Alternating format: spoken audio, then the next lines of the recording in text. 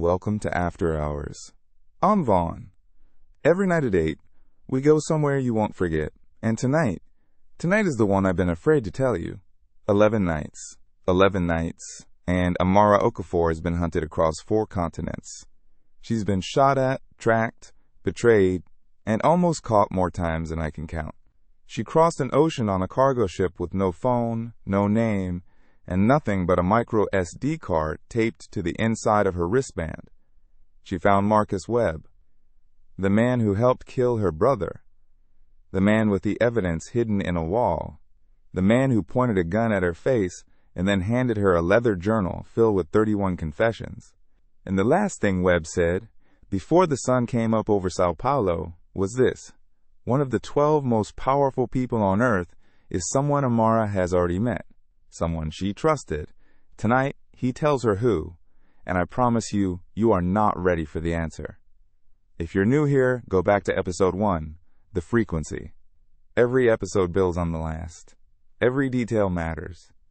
Especially tonight. Subscribe, hit that bell, share this with someone. Because what happens in this episode reshapes everything you thought you knew about this story. This is The Signal. Episode 11. The Mirror. Previously on The Signal.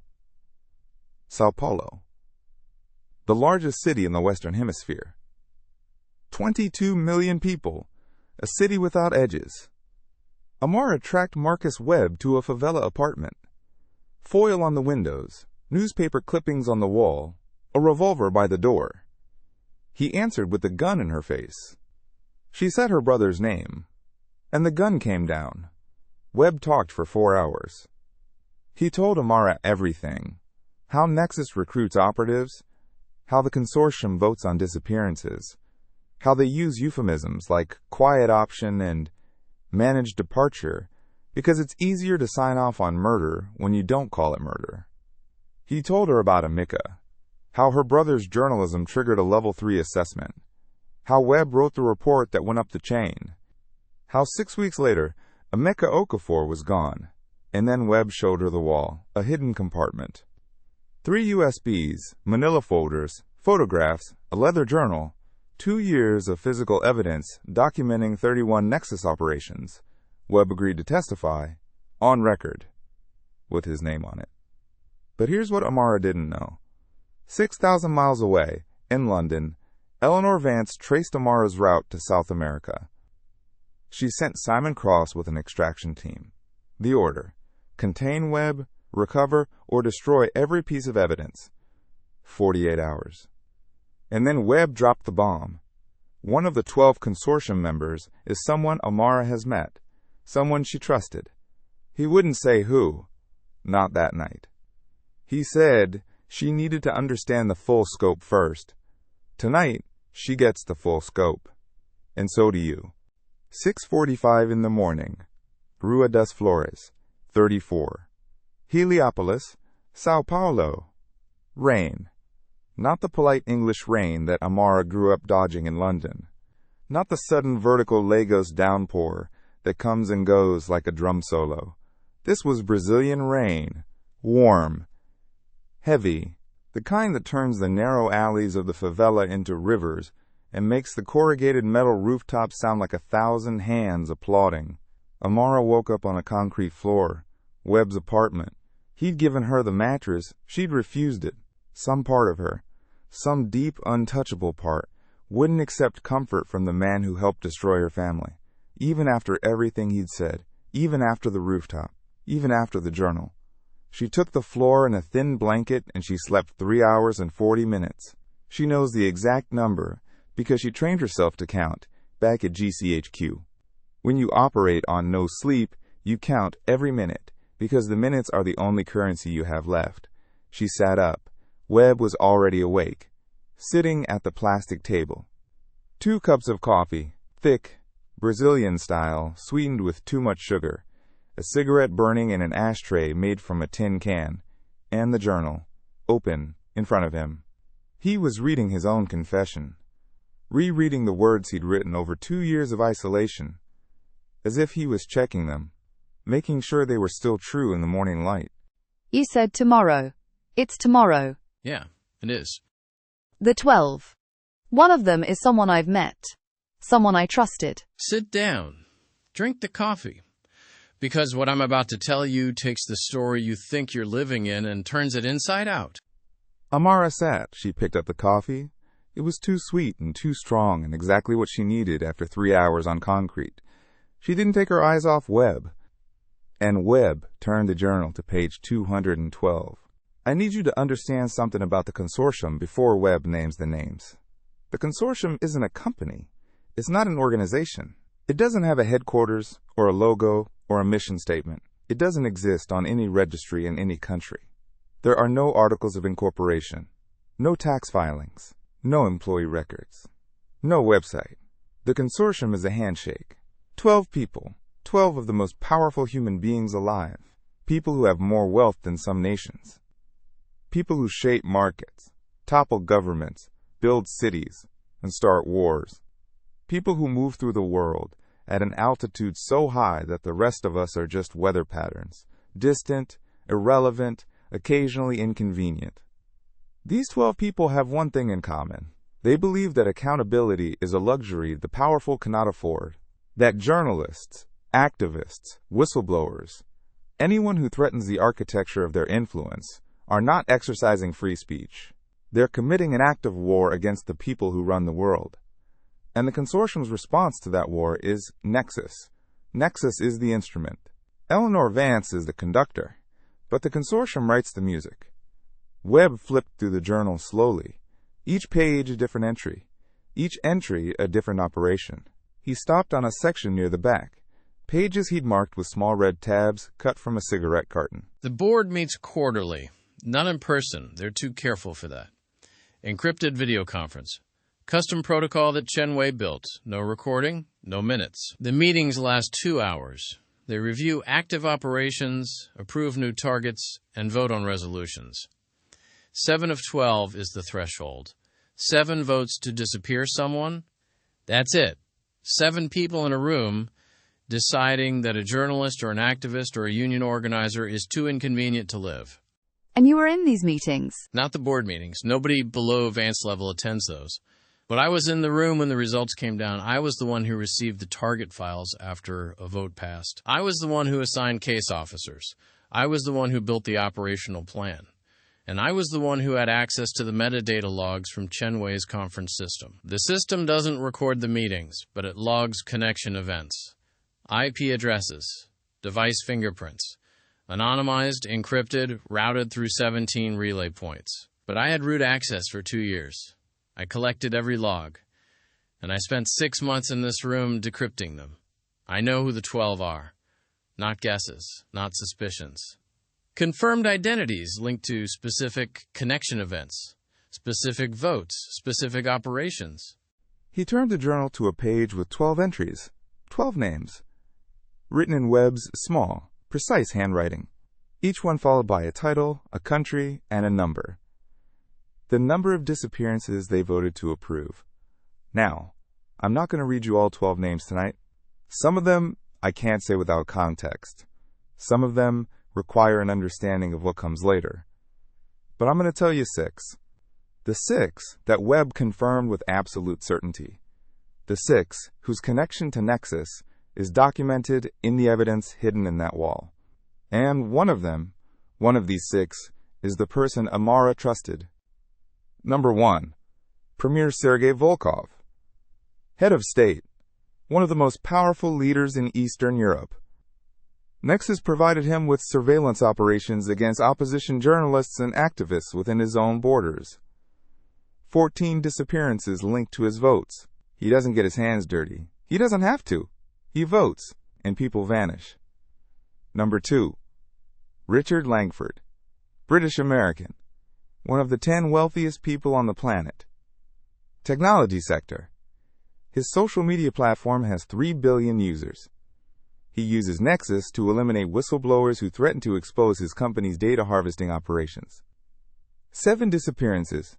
Number 3, Helena Moretti, media empire, controls 40% of news distribution in Southern Europe and Latin America, uses Nexus to silence investigative journalists who investigate her business dealings and political influence.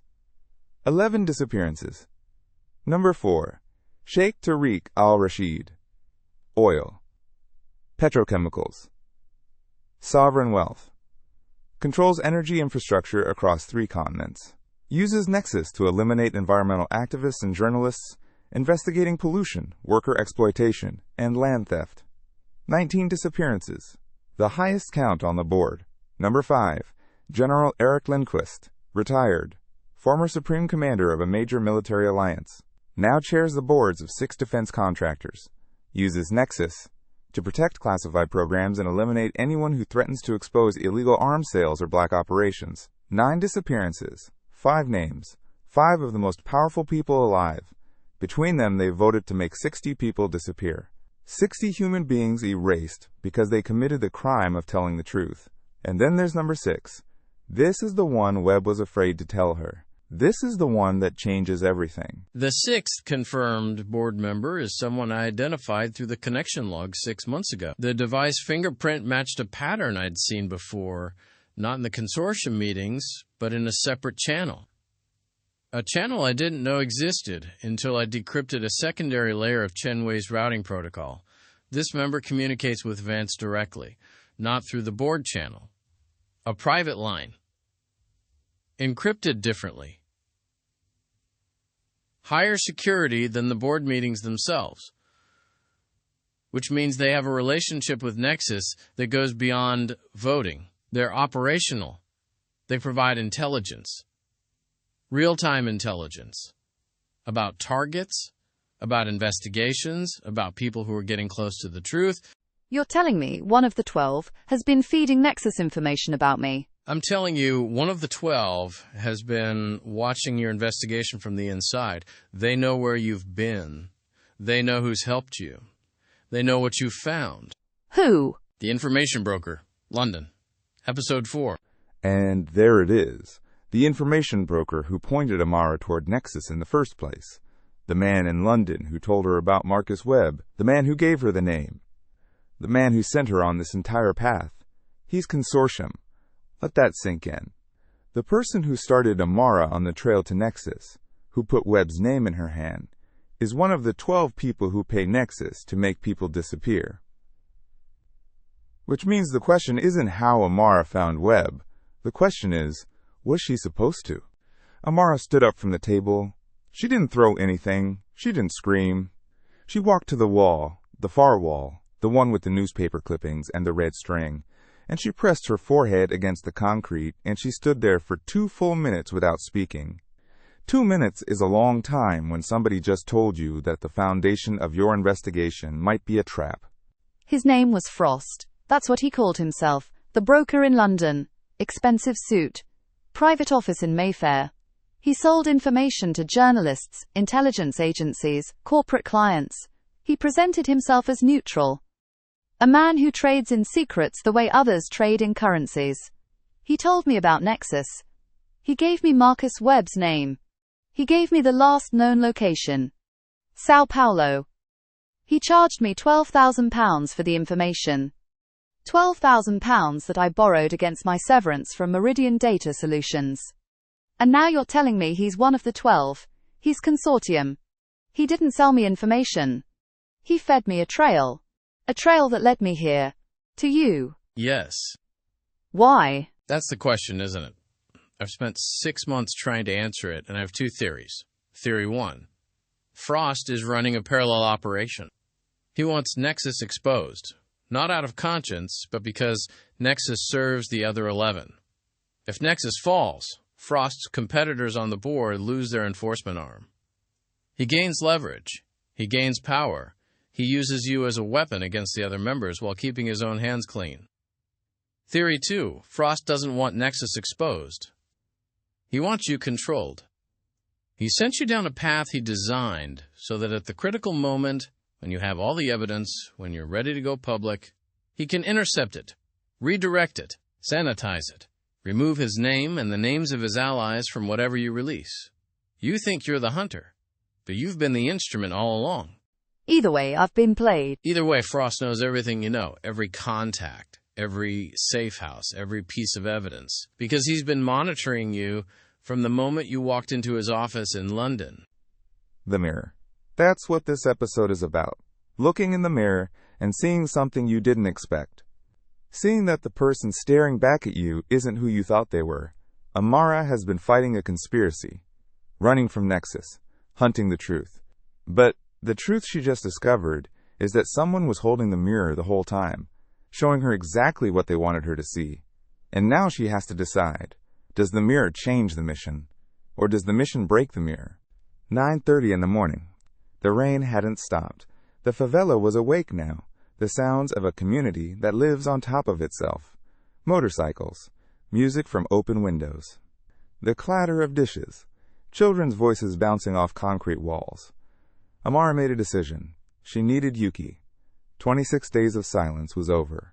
If Frost had been monitoring her, then he already knew where she was. Going dark was protecting against the wrong enemy. The threat wasn't digital surveillance. It was being played by someone inside the machine. Webb produced a phone. Not his. He didn't have one. A burner. Purchased with cash from a shop in the favela 3 months ago. Never activated. Still sealed in its packaging. The kind of operational discipline that comes from CIA tradecraft and 2 years of waiting for exactly this moment. iPower on the phone. Connect to a public Wi-Fi network 3 buildings away. Strong enough to reach through the window if I hold the phone in exactly the right position. I open a browser. Navigate to a dead drop address that Yuki and I established 2 years ago. A comment section on an obscure Japanese gardening forum. Inactive. Archived. But the bot Yuki built monitors it around the clock. I leave a message. 17 words. Coded. To anyone else, it's a question about seasonal pruning techniques. To Yuki, it says, I'm alive. I'm in São Paulo. I have Webb. I have evidence. I need you. 6 minutes later, a response appeared. Also coded. Also disguised as gardening advice. Translated, alive. Tokyo. Dead man's switch extended. You're covered. Frost compromised. I know. Yuki's network detected Frost's private channel traffic 3 weeks ago. She's been running her own parallel investigation. Yuki already knew about Frost. Let me say that again. Yuki, the paranoid, brilliant hacker who trusts no one and verifies everything, had independently discovered that the London information broker was Consortium. She found it in the routing metadata. The same breadcrumbs that Webb followed from inside Nexus, Yuki followed from the outside. And she didn't tell Amara. She couldn't. Amara was dark. 18 days on cargo ships, with no phone, no connection, no way to receive the warning. How long have you known? Yuki's response. 19 days. Since 2 days after you went dark. I've been trying to reach you since... Frost. Is he tracking me now? Yuki. Unknown. His digital surveillance is sophisticated, but not omniscient. You've been off-grid. If he knows you're in São Paulo, it's from human intelligence, not signals. We need to move. Webb's evidence needs to be copied and distributed. If anything happens to the originals, the physical evidence is gone. We need digital backups in multiple locations. And we need to do it before Cross arrives. Yuki. Cross's team departed London 14 hours ago. Commercial flight to Guarulhos. 3 operators plus Cross. ETA São Paulo. 22 hours. 22 hours. Not 48. Vance accelerated the timeline. Amara and Webb have until tomorrow morning. After that, Cross will be in the favela with a team trained to make people disappear. Now, before I tell you what happened next, I need to do something. I need to talk to some of you, directly, because you've been here, night after night, commenting, watching, paying attention in ways that make this story feel alive. Suzanne, I see you. You've been in the comments since episode 2. You said something on episode 4 that stayed with me. The way they're hunting her down just to keep things quiet shows how deep this goes. #TrustNo1. You called it. You saw the depth of this before most people. And now you know. It goes deeper than even you imagined. Eric, my brother, you said this mystery is feeling like a Steven Seagal thriller. I love that. But I'll tell you, What's coming next makes Die Hard look like a bedtime story. You told Amara to follow her instincts, watch her movements, stay safe and trust no one. You were right, especially about the trust part. Kimura. You said count me in on episode 2. You're counted. You said Eleanor is stone cold. Handle it, make it clean. You saw the villain clearly. And you haven't missed an episode since. That's loyalty. That's family. This story is yours now. Every comment, every reaction, every late night you spend watching, it matters. You're part of this.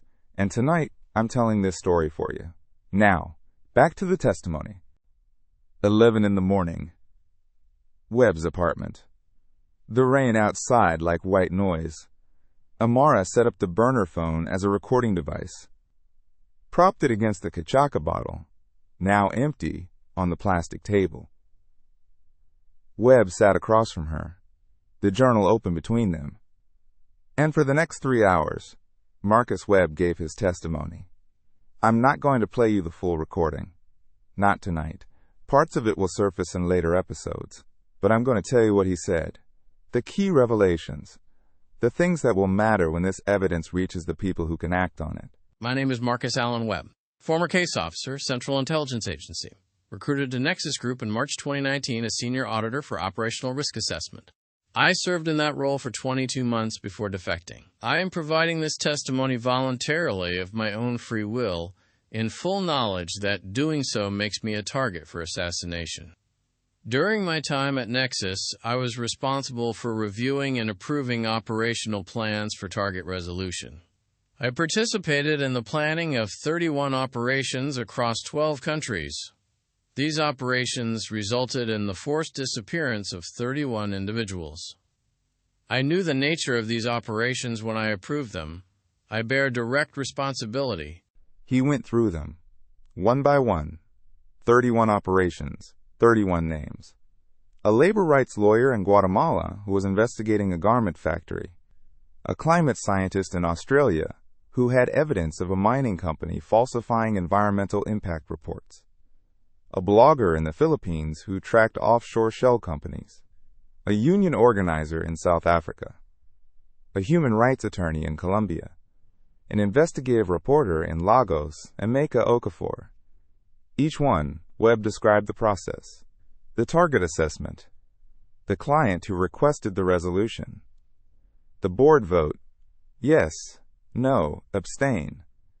The operational plan. The team assigned. The method. Staged accident, suicide, disappearance, or relocation to a black site. The methods were chosen for plausible deniability. Car accidents, drownings, falls, medical emergencies. In cases where the target had no public profile, simple disappearance. They walked out one day and never came back. In cases where the target was prominent, the cover story was more elaborate. Suicides with planted notes. Accidents with fabricated witnesses. Emeka Okafor. Operation number 23. Client, a multinational extraction company with mining interests in the Niger Delta. Emeka was investigating their relationship with local government officials and documenting environmental damage. The client flagged him as a level 3 information threat. I wrote the assessment. I recommended managed departure. That's the euphemism. Managed departure means make them disappear and make it look like something else. The board voted 8-4 in favor. The operation was conducted on October 14, 2022. The cover was a road traffic accident. Emeka Okafor was 36 years old. He was a journalist. He was telling the truth. Amara sat through all of it. 3 hours. 31 names. She didn't interrupt. She didn't look away. She watched Webb's face as he spoke every name, every operation, every death. And when he finished, she pressed stop on the recording. The file was 12 gigabytes. 3 hours of testimony. She uploaded it immediately, encrypted, fragmented, distributed across 4 secure servers that Yuki maintained. Within 20 minutes, Copies existed in Tokyo, Reykjavik, São Paulo, and a data center in the Swiss Alps. If anything happened to Webb now, if Cross's team found him, if the apartment was raided, if the physical evidence was destroyed, the testimony survived. His voice, his confession, his 31 names, distributed across the globe in fragments that only Amara and Yuki could reassemble. 2 in the afternoon. 14 hours until Cross arrives, maybe less if they took a faster route. Amara was moving now. The grief, the anger, the shock of the Frost revelation. All of it processed, compartmentalized, stored in the place where she keeps the things that would destroy her if she let them. She had work to do. Webb's 3 USB drives were backed up. Yuki guided her through the process remotely. Each drive was fully imaged, encrypted, and uploaded to the same 4-server distribution network.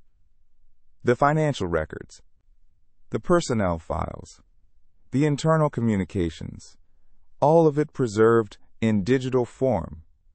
The manila folders, the photographs, the surveillance images, the meeting pictures, were photographed page by page, 417 images. Each one geotagged with metadata from the burner phone, time-stamped, authenticated. The journal took the longest. 268 pages, both sides. Webb's small, precise handwriting documented every page. Amara photographed each one, then Yuki ran OCR processing on the images to extract the text. The journal was now searchable, cross-referenceable, a database of 31 confessions that could be queried by name, date, location, or operation type. By 4 in the afternoon, the physical evidence was digitized, encrypted, and distributed. Even if Cross burned the apartment to the ground, the evidence was eternal now. It existed in too many places. It couldn't be contained. But the physical original still mattered. For a trial. For authentication. For the kind of proof that a court requires. Actual paper, actual handwriting, actual USB drives that can be forensically verified. We move the originals. Tonight, somewhere Cross won't look. I know a place, a friend, one of the few I have left, a priest at a church in Brooklyn. Father Mateus. He's been holding packages for me for 2 years. No questions asked. The church has a vault. Old building, thick walls, ecclesiastical property that Brazilian law protects from search without a specific warrant. A church. You have a better idea? I have 100 better ideas. But none of them work in 14 hours in a city I don't know with no resources and a team of professional assassins incoming. The church it is. 8,000 miles away. Over the Atlantic, 35,000 feet, Simon Cross sat in seat 3A of a commercial flight. Business class. Aisle seat. A glass of water. No alcohol. Never alcohol before an operation. A newspaper he wasn't reading. And a phone that had been vibrating for the last 2 hours with updates from Nexus Logistics. Cross's team was 3 operators, all former Special Forces, all Nexus contractors, all capable of doing what needed to be done quickly and quietly. They had cover identities, business travelers attending a tech conference, hotel reservations at the Grand Hyatt, rental car under a shell company name. Cross reviewed the operational brief on a tablet with a privacy screen. Target primary, Marcus Webb, former Nexus senior auditor. Location, Heliopolis Favela, São Paulo. Believed to possess physical evidence including USB storage devices, paper documentation, and personal testimony materials. Target secondary, Amara Okafor. Confirmed presence in São Paulo area. Treat as hostile and capable. Objective. Locate and contain target primary. Recover all physical evidence. Neutralize evidence distribution capability. Discretionary resolution authorized for both targets. Discretionary resolution authorized. That's the language. That's how they say it. It means Cross can decide on the ground whether Webb and Amara live or die. It's not an execution order. It's worse. It's a blank check. If it's easier to kill them, kill them. If it's cleaner to detain them, detain them. Whatever gets the evidence back and keeps the consortium protected. And Cross doesn't need to think about it. He already knows. Webb is a liability who should have been eliminated 2 years ago. Amara is a threat who has been allowed to run too long. This ends in São Paulo. One way or another, he closed the tablet, finished the water, leaned his seat back, and slept. Because professional killers sleep when they can. They don't waste energy on doubt. 12 hours now. The clock is ticking. And the flight lands at Guarulhos International at 6 in the morning. 9 in the evening. São Paulo. The rain had finally stopped. The favela was loud now. Music, voices, the rhythmic bass of a neighborhood sound system somebody had set up on a corner. Webb packed the physical evidence into a waterproof duffel bag he'd kept under the floorboard, the USBs in a padded case, the manila folders in a weatherproof document sleeve. The journal wrapped in plastic sheeting and sealed with tape. He left the gun. You're not bringing the revolver. If Cross finds us tonight, a Taurus revolver isn't going to make a difference. He'll have 3 operators with suppressed weapons and body armor. A gunfight in the favela ends one way. And if we don't run into Cross? Then I'm walking into a church at 10 at night carrying evidence of 31 murders. Father Mateus doesn't need to see a gun. They left the apartment at 9:15. Through the narrow alleys of Heliopolis, the air still wet from the rain, steam rising from the concrete, the sounds of the favela wrapping around them like a second skin. Webb knew these alleys, 2 years of walking them. He moved through the maze without hesitation. Left at the water tank, right at the blue door, straight past the barber shop that's open until midnight, down the stairs with the missing 3rd step. Amara followed, her arm. The left one, the one that caught the bullet in Istanbul, still ached when the humidity was high. She ignored it. She'd been ignoring it for 26 days. They emerged from the favela into the formal city. The transition is always jarring. Stacked informal housing one moment, glass apartment buildings the next. 2 worlds touching at the seams. A taxi. Cash. The address of a church in Brooklyn. 20 minutes across the city if traffic cooperated. At this hour, on a weeknight, it would cooperate. The taxi crossed São Paulo. Past the financial towers with their cold blue light. Past the parks. Past the restaurants and bars still open, still serving. The city that never stops consuming. Amara watched it all through the window and felt the weight of what she was carrying, a duffel bag that contained the most dangerous evidence on the planet, and a man beside her who would die to protect it. Igreja de São José, a stone church built in 1923, small by Brazilian standards, beautiful by any standard. White walls, terracotta roof, a bell tower that hadn't rung for years because the neighbors complained. Father Mateus answered the side door. 60-something. Silver hair. Reading glasses perched on his nose. He wore a plain black shirt. No collar at this hour. He looked at Webb and said nothing. Looked at Amara and nodded. Then he stepped aside and let them in. The church was dark. Pews like shadows. The altar lit only by votive candles. Small flames in red glass holders, prayers made visible. The air smelled of old wood and candle wax, and the particular silence that accumulates in spaces where people have been whispering their secrets for 100 years. Another package, Father. The priest took the duffel bag, weighed it in his hands, didn't ask what was inside. This one is different. If anything happens to me, if I don't come back, this bag needs to reach a woman named Fatima Hassan at Interpol. The contact information is inside. Everything she needs is in the bag. Father Mateus looked at Webb for a long moment. Whatever he saw in that face, the exhaustion, the fear, the strange peace of a man who has finally done the thing he was put on earth to do. It was enough. He nodded. The bag disappeared into the church, into the vault, into the protection of ecclesiastical walls that had survived military coups, dictatorships, and a century of Brazilian politics. Let Cross try to breach those walls with a warrant he doesn't have in a country where he has no jurisdiction. Now what? Now we run. Before morning. Before Cross lands. We get out of São Paulo, and we don't stop until we reach someone who can use what we've gathered. Yuki has a route planned. She's been building it since this morning. Overland to Curitiba. Cargo flight to Lisbon. From Lisbon, a rail connection to Lyon. Interpol headquarters. Inspector Fatima Hassan. Lyon. That's a long way from here. Everything worth doing is a long way from here. They left the church at 11:15. The evidence was safe. Webb's testimony was distributed. The digital copies were eternal.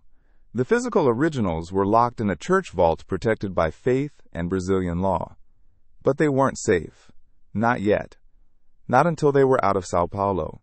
Not until they were beyond the reach of Simon Cross and his 3-operator team landing at Guarulhos in 7 hours. So, where are we? The mirror has cracked. Amara now knows that the man who sent her on this journey, the information broker in London, is one of the 12, Consortium. The very people she's trying to bring down. He's been watching her, guiding her, using her. And the question that will haunt the rest of the series is, why? Was she the weapon, or was she the target? Webb's testimony is recorded and distributed. 31 operations, 31 names. His confession, encrypted and scattered across 4 continents. It can't be destroyed. It can't be contained.